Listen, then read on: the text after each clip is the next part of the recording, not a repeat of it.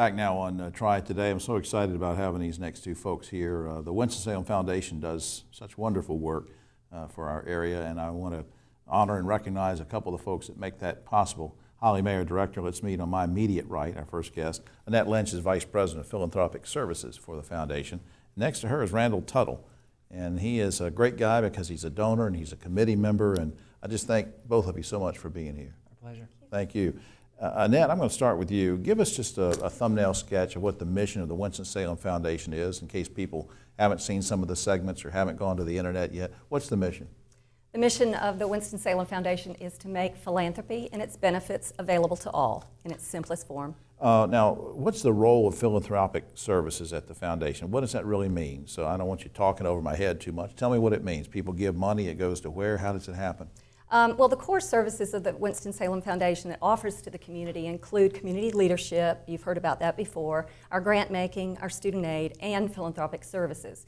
In the area that I work in, philanthropic services, we assist individuals and families, nonprofits and businesses in fulfilling their charitable goals.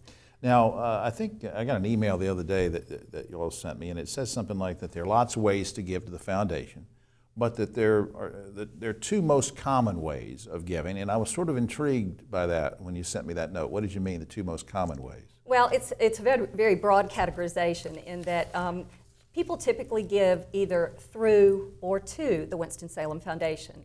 There are many donors who during their lifetimes choose to make gifts to create funds to fulfill their charitable interests during their lifetimes, and they do so in their names. There are others who prefer to leave money to the foundation to create charitable funds either through planned or legacy giving, and those funds then extend beyond their lifetimes to do good, whether it's supporting scholarships, supporting community grant making, or supporting specific nonprofits. So I can set up in my will to give to the foundation, or I can set up a trust, or is it, I mean, do you do wills like that and things are just left to the foundation? We don't practice law, no, but we do set up revocable trust agreements that enable donors to give us their instructions. Randall, I'm curious, why did you and your family select the Winston-Salem Foundation as your charitable vehicle? A number of areas.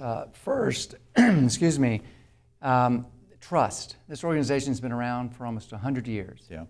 And when you look at the leadership of the foundation, the management of the foundation, and those other people in the community that participate with the foundation, we wanted to be part of that team. Secondly is this community leadership concept. The foundation is the one entity in our community that's broadly aware of the total community needs and helps donors give with impact and make gifts that really make a difference. And sort of the third, toward Annette's point about giving through the foundation, is it makes philanthropy easy.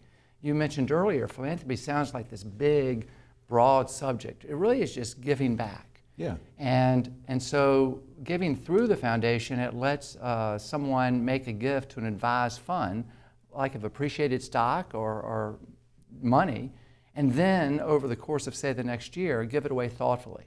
Yeah, you've already answered part of this, but very quickly, just remind folks why the foundation, in your opinion, is so important to the community.